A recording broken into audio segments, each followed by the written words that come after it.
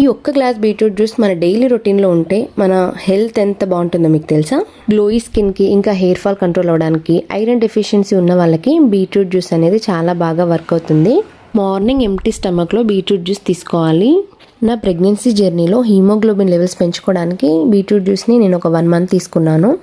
ఇప్పుడు ఇంకా బీట్రూట్ జ్యూస్ని అయితే రెడీ చేసుకుందాం. నేను 2 స్మాల్ సైజ్ ఉన్న బీట్రూట్స్ని పీలప్ చేసుకొని పీసెస్ కట్ చేసుకున్నాను.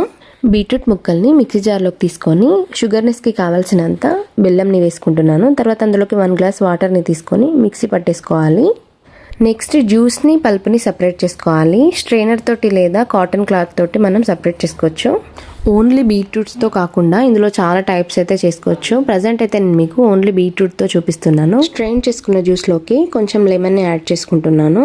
లెమన్ కాకుండా ఆమ్లాస్ ఉంటే ఇంకా చాలా బెటర్. మీ డైలీ లైఫ్ స్టైల్లో బీట్రూట్ జ్యూస్ని యాడ్ చేసుకొని హ్యాపీగా హెల్తీగా ఉండండి. Thank you for watching.